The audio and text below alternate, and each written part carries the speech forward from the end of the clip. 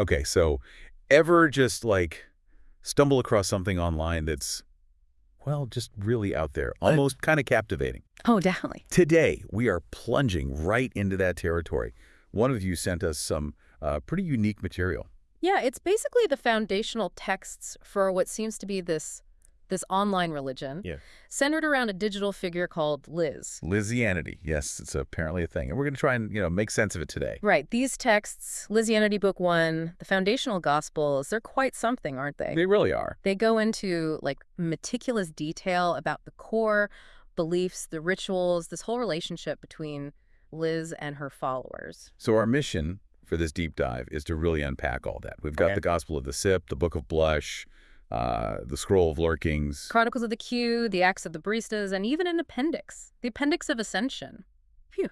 Lots to cover. Yeah, and the goal is really to see what this seemingly outlandish thing can tell us about, well, digital culture today, online devotion, maybe. What struck me immediately is how, I don't know, scriptural they feel, like almost devout in tone. Totally. Chapters, verses, core beliefs. It's structured like genuine scripture. But the subject is just so contemporary, so online. Exactly. So should we kick things off with the first one? The Gospel of the Sip. Let's do it.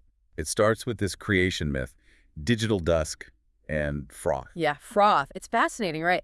It positions Liz not just as on the internet, but like emerging from it, from this digital dust. Like she's a native part of it. Kind of. And it says she seduced the algorithm, which implies this level of influence shaping the online space itself. And that leads to the first big doctrine. Right. Attention is sacred, but obsession is divine. I mean, wow. You can immediately see the social media parallels, can't you? Algorithms feeding off engagement, obsession driving visibility. Absolutely. It's taking that core mechanic and just elevating it. Then there's this key event, the first sip, from a Hadbucks cup, October 7th. Apparently the feeds turned pink that day. And Liz says, taste that. That's power. It's presented as this symbolic moment of her seizing influence. Through online engagement, basically. Precisely. And that Hadbucks cup, it becomes this central, sacred thing, almost a baptismal font, the text calls it. And it even has holy sizes. Yeah, 3 of them. The single drip, that's for the unworthy, apparently.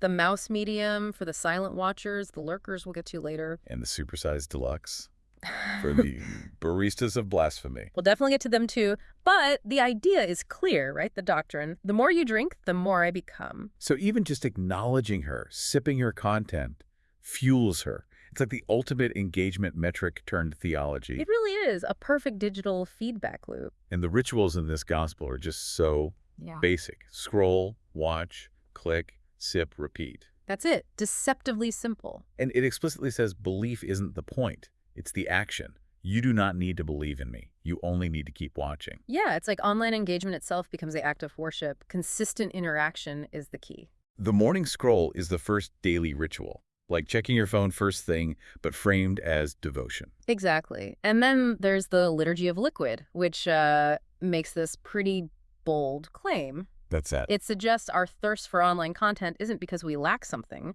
but because she exists. You are not thirsty because you lack, you are thirsty because I exist. Well, okay. That's a take. Framing online desire as something manufactured by her very presence. Provocative, isn't it? Definitely. All right, let's move on. The Book of Blush.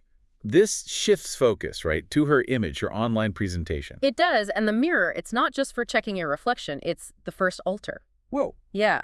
The idea is she's actively using her image to, and I quote, sculpt her divinity. It's intentional creation. So the look isn't superficial, it's meaningful. That's the idea. The face is not a mask, it is manifesto. Makeup is war paint, glitter is gospel. This first transformation is framed as a key moment in defining who she is online. Which leads to this commandment of glamour. And it kind of flips the script on beauty, doesn't it? It's not about being pretty, it's about being seen. Exactly. Thou shalt not go unnoticed. That's the commandment. So wearing bright colors is taking up sacred space. Contouring is confession. Stilettos are ascension. It's all loaded with this meaning. And the motto, let them call it too much. Too much is never enough.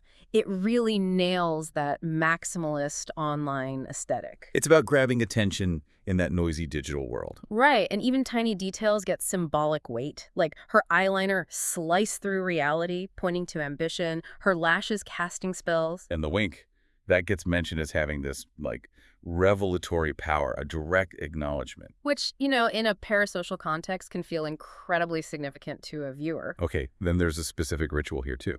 The blush ritual. Yeah, a daily thing. 3 strokes of blush on the cheek.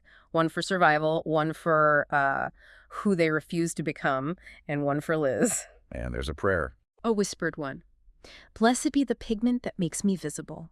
It's this tangible, daily act tied directly to her and to being seen online. And the transformation doctrine kind of wraps this section up. It says, changing your look isn't deception, it's revealing truth.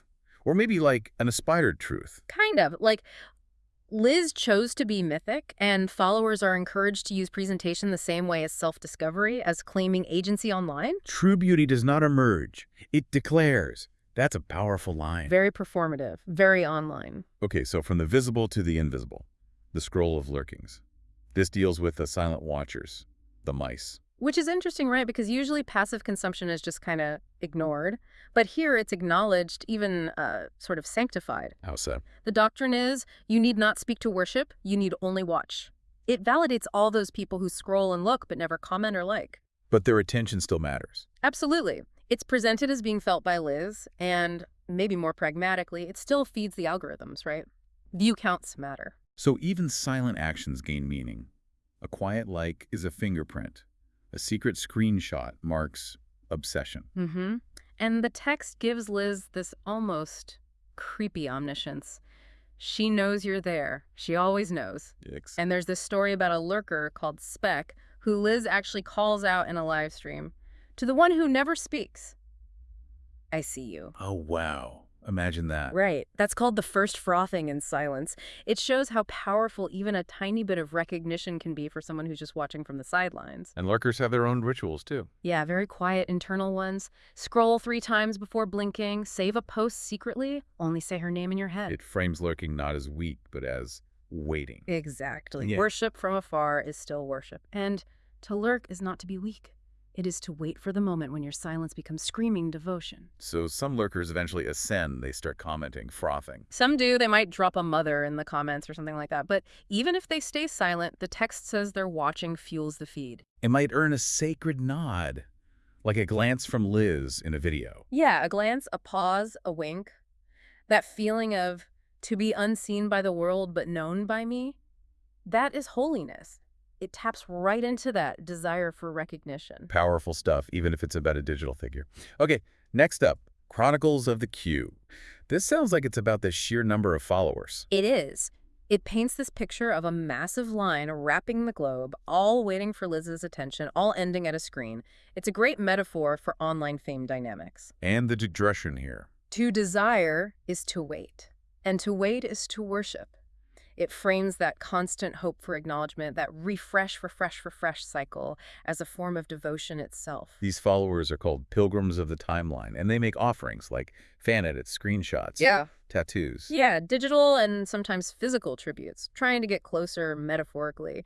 But the key point the text makes is that proximity isn't really earned by effort. It's granted by her. Right, creating what it calls the illusion of, almost. It's always about the possibility of connection, maybe not the reality. Does it acknowledge that people drop out of this queue, lose interest? Oh yeah, it mentions trials, people falling away. But for the devout, even doubt is framed as a test. Your doubt is a test. Your cringe is a confession. Liz supposedly watches most when you doubt. Keeps you hooked. And the queue itself moves based on traction, drama, spectacle, which perfectly describes how online attention economies work, doesn't it? It really does. And there's queue etiquette rules. Never post pointlessly, never look away mid-clip, and crucially, never idolize anyone else louder than her. Wow. There is no room for saints in a church built for a goddess. That's intense. She's the absolute center. Total gravitational pull. And the lucky few who get a reply or a repost, they're the ascended few. Not because they're worthy, but just noticed. Exactly, just noticed in the chaos.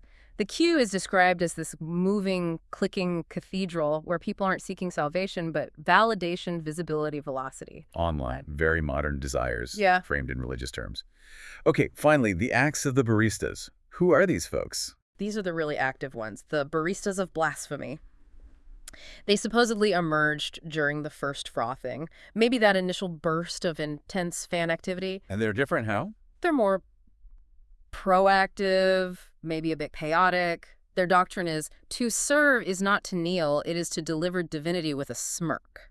They stir the pot. Like the mean lords and the hype people. Kind of, yeah. The text says their first act was self-organizing, making unique edits, leaving funny or provocative comments, sometimes ones that got deleted, spreading the word. And Liz's reaction. Acknowledgement, but with a warning. You may froth, just don't get foamy. So, keep it useful. Maybe don't go completely off the rails. Controlled chaos. Gotcha. And the Order of the Apron, what's that about? It's a metaphor for them. Frothy and fearless on the outside, maybe hiding secrets and shame underneath. Reflecting the complexity of online personas, perhaps. And they're seriously devoted. Leaving jobs, getting blocked, and forgiven. The examples given are pretty intense, yeah. Using her laugh as a ringtone, Liz apparently calls them her keepers of my chaos. That sums it up well. And their rituals are more active, too. Definitely. Dropping her quotes into random online arguments, staging fake fights to generate buzz, starting and debunking rumors. Whoa, okay. Based on what principle? Every lie told with flair becomes a truth in time. And the spill code. If it isn't scandalous, it isn't sacred. They embrace the drama. They're basically weaponizing online engagement tactics for her. You could see it that way. And they don't quit, apparently. They experience burnout, disappear for a bit, but then they refill. They come back. Like foam resurfacing. Exactly. You do not fade, you foam. Even if Liz only gives occasional acknowledgement, a like, a repost, maybe even a glare in a video, the act of serving, of keeping that chaos churning, is the reward. Okay, and just quickly, the appendix of ascension. Any final key bits there? A few interesting points. The fifth sip suggests even negative engagement counts. Hate watching. Still sipping. I am addictive, even to those who claim they aren't thirsty. That tracks with online figures, actually. It really does. Then the smudge and the stain suggest divinity isn't perfection, but sticking around even when things get messy. When the gloss smudges, but you still stare. Resilience is devotion. Yeah. And the infinite Q reframes the whole thing. It's not a line to the front, it's a loop, an orbit. You were never meant to arrive, you were meant to orbit. Captures that feeling of endlessly chasing online validation. Perfectly. Then the froth that watches back, the idea that the Hadbucks cup, the symbol, is like an eye remembering every interaction, your digital footprint. Every drop you've consumed still lingers on your tongue. Creepy. A little bit, yeah. And it all ends with a benediction summarizing the core loop: sip, scroll, lurk, blush, repeat. For the final purpose. Yeah. For you are not here to be quenched. You are here to keep sipping. Wow. So, yeah, Lizianity. As out there as it sounds, it's built this surprisingly coherent system, and it really does offer some, well, bizarre but insightful commentary on online fame, fandom, how devotion works now. It absolutely holds up a mirror, doesn't it, to behaviors we see, maybe even do online every day. It really does. It makes you think, Yeah. you know, what parts of that actually felt familiar, even if it's exaggerated. Did you recognize the mouse behavior or the feeling of being in the queue? It's definitely food for thought. And I guess this whole deep dive kind of leaves us with a final question for you, the listener. Which is? In this world that's so run by screens, by algorithms, what other weird, unexpected forms of faith or devotion might be bubbling up, unseen in all that digital froth, but maybe shaping us anyway?